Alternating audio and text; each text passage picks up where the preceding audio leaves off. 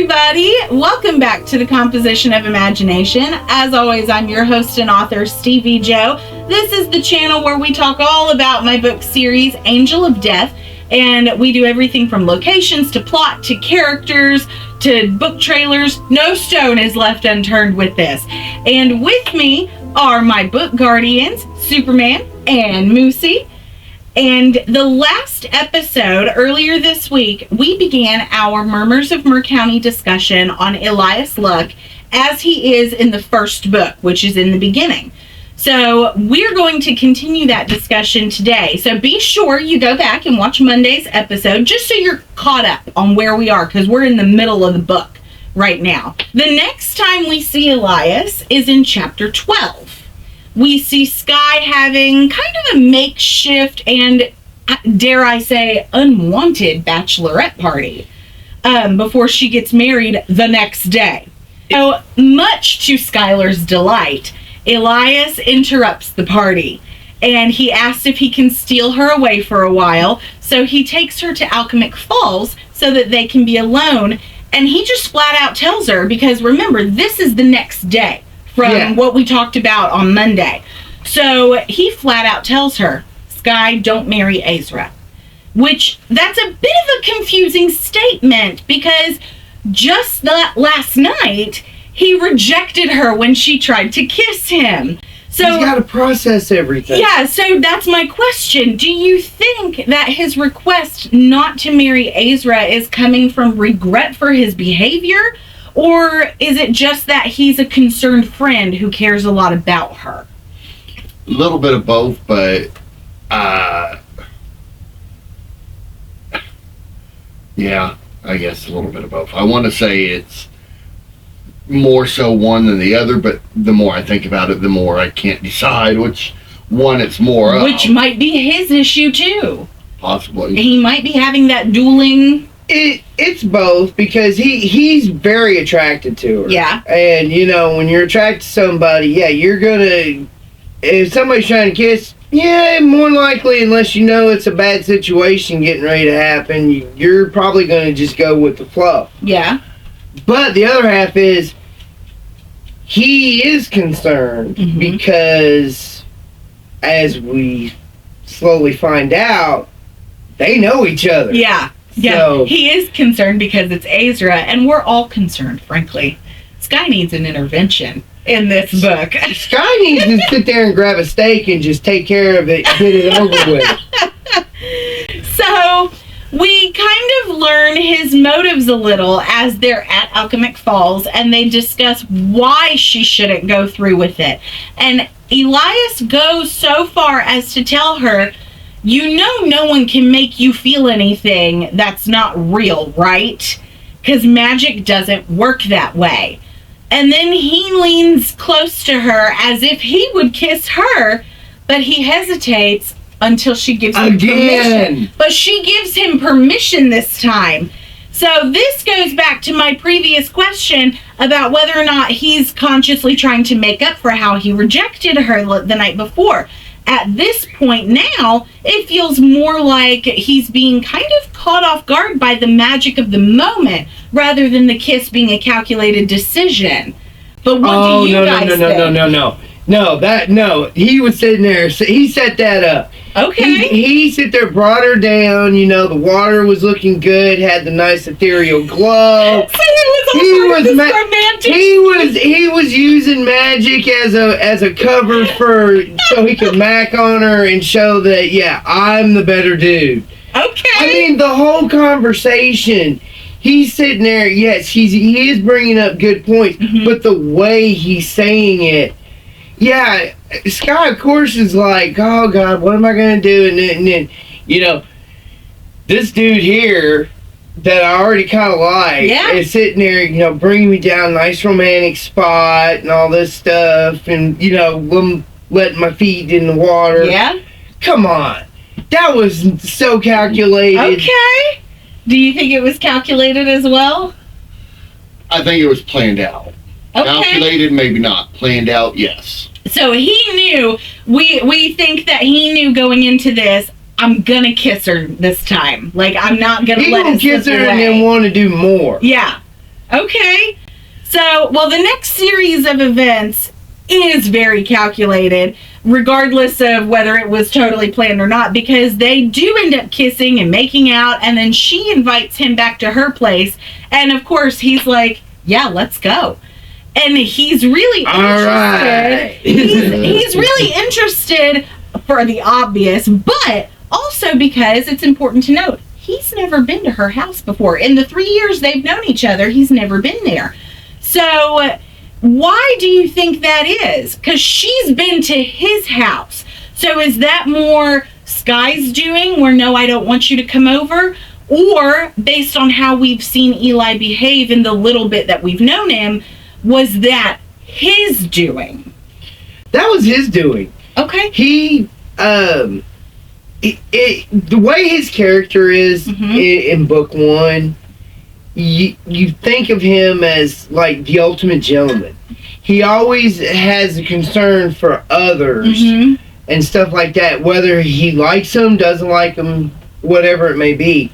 So in that situation, yes, Skye came to his house, but he never sit there he may have wanted to see her house, but never thought it was proper for him to sit there and ask, hey, can I come up to your house? I think it just kind of helps add to the mysterious of them. That is true. I mean, like, you obviously had to do that on purpose to add to his mysteriousness. That maybe he has to be invited to go through the threshold. Which, technically speaking, that is true. She's been to his house, but I mean, or vice versa. Surely we know that Skye would have willingly let him come into her property, you know. That and the other thing, and it just hit me, Ezra. Because where, granted, you know there's a little bit of a connection between the two. Yeah.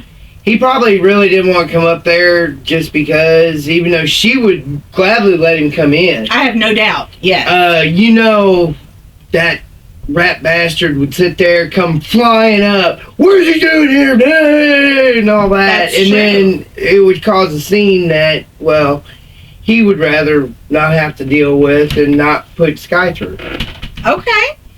So he does go to her place, and he goes with her straight to her bedroom, which, as we discussed in previous videos, in Skylar's videos of this Murmurs of Mur County series, It's Fort Knox. it is. It is Fort Knox. Nobody comes into her home like that. She's got a common area and her private area, and she allowed him in that private area.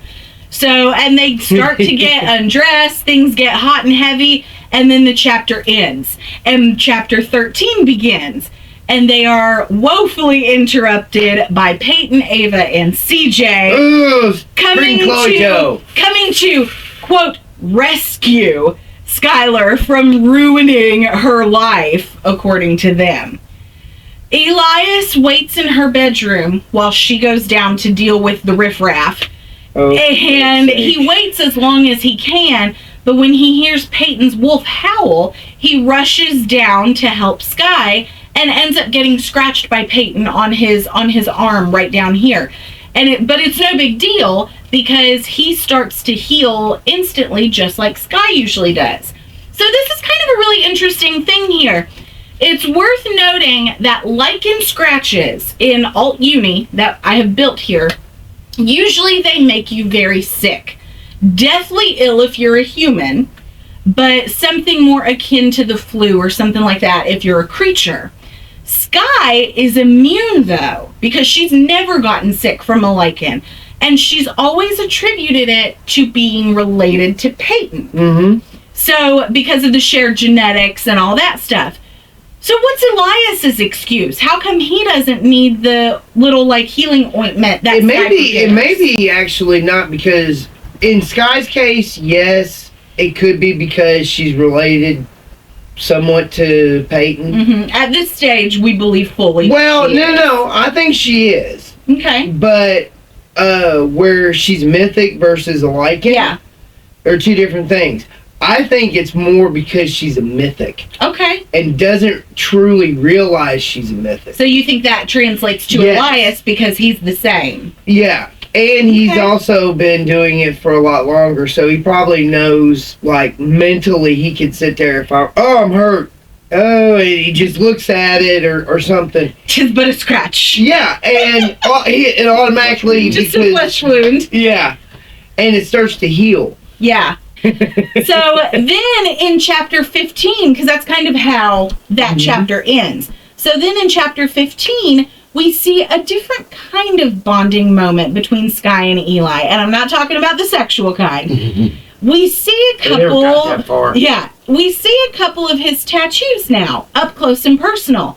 On his forearm, where he got scratched, he has a cross with a halo of thorns over it, and the claw marks from Peyton cut through the bottom of it to break up that tip of the cross. Why do you think he has that particular tattoo? What could that mean? He might have been alive during the time when Jesus was around. It's possible. We know he's old as hell, so... You know, and I like the description of the tattoo because, like I said, we've talked about it before, you know, how your inspiration for music and stuff, and that's where the Sarah McLachlan's Building a Mystery came in, because I remembered the tattoo part, and I went, wait a minute, that reminds me of something, and I found it, and I went, how much you want to bet he was around the time Jesus was around? Because think about it, the cross with the halo of thorns. It's very much a, you know, Christian, whatever, a religious, I won't say just Christian because more religions use it than that, but it's very much a, you know, religious. Maybe it's sort of forgive them, they know not what they do. Very, very good. Good point. Going back to the previous question, you said, why didn't Scratch affect him like it should have? Those tattoos may have had something to do with it. Maybe those tattoos are almost like a wrap, almost like a protective shield. Like a tag. Yeah, kind of something like that. It's not like he puts them on every morning or he has to draw them in. Right. It's just those are almost like a protective. So they hold a magic in and of themselves to shield him from danger. Yeah. Actually, How interesting. That is very good. Yeah, that's very interesting. So keeping with that tattoo kind of description, as the open flesh from the claw cut heals, Eli really kind of without thinking, and this kind of goes along with what you just said, he's able to use what he says is an ancient form of magic to give the claw marks a bit of an artistic appeal, is what we'll call it. Basically, he just turns it, you know, that scar, he turns it into a tattoo that looks presentable. And we've talked about this before, where the reason that he probably does that is so it's nicer to look at. Yeah. And you don't look at the scar and go, oh man, that was when I got hit. No, it's like, oh yeah, okay. It's easier to digest. Well, He hesitates when Sky asks if he can teach that to her, because he's worried about his lustful feelings getting in the way of something innocent, especially if she really is going to marry Ezra, because at this point she hasn't said that she won't. And he even tells her that this kind of magic takes a long time to learn. So why is he saying all this? Is he trying to deter her? Or is there, deter her from learning this magic? Or is there something about this kind of magic that he has to use to create the tattoos that worries him? I think, let's be real. He knows deep down that she's not going to marry Ezra. Yeah. Let's cut the crap. He can sit there and play the good guy and all that stuff, but yeah, no way. It's not going to happen. Okay. But I think what it would be is that he didn't want to show her how to do it, at least initially, because of her relationship with Ezra.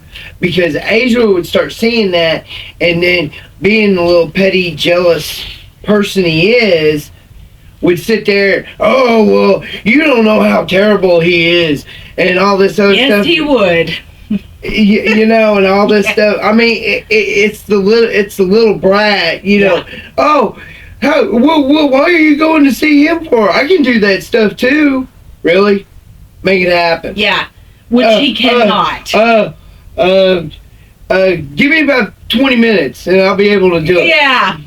Yeah. So he does give in, though. After a minute of debate within himself, he gives in and decides to kind of show her what it would look like without consequence. So he holds her against his chest and turns her own fresh claw marks, because she got clawed like on the back of her arm or something like that. He turns that into a more artistic rendition of claw marks where it's like all, you know, like tie-dye-y looking or whatever. The intimacy of the moment makes one thing lead to another, and they make out again, and this time he's able to take her pants off. And when he holds her hand, a spark ignites between them just for a second. It's real quick. Neither of them know what it is. It doesn't matter to them at that point because they're interrupted again, but by Noel this time. So, and we've talked about the theories behind that spark before. We'll continue to talk about it as we see it, but we did talk in the Skyelar videos about it, so be sure you go back and watch those. Anyway, when Noel comes to interrupt her again and she goes down there, Eli happens to overhear a bit of what Noel said about Skye thinking about what she really wants in life. And when Noel leaves, Eli comes in to tell Skye, you know what, I should go. And an odd thing happens when he enters the room to do that. For the first time that she can recall, she feels his aura and his presence, although they're still a good, 6 feet apart. Yeah. So I think it's safe to say Eli probably felt it too, right? But neither of them address it openly. So why do you think they can feel each other from that short distance? Does it have anything to do with that spark? Oh, yeah. And what do you think that means for the future? That they'll know where each other are at all times. And is that a good thing? Or could that be something that's going to be really detrimental? It can. I mean, that's just kind of a bond that they share now. Okay. I mean, it sucks because, you'll know where, that person is at all times. I mean, you could easily take that and go stalkerish realm. You could, very much. Or, you could torture yourself because you're staying away and you know exactly where they're at. It's the worst kind. It's the worst kind of GPS. Yeah. Because not only can you feel, you can't see, but you can feel everything that's happening, and that could be a very, very detrimental thing down the road. Well, we will explore that more as we talk about Elias, because that does it for today's video. Thank you guys for another good discussion, and thank all of you for watching. We're going to wrap up our discussion of Elias from in the beginning on Friday, so be sure you subscribe so you don't miss it. We love you, and we'll see you next time. Catch up on the Angel of Death series today. The first 4 entries are now available directly at StevieJoAuthor.com.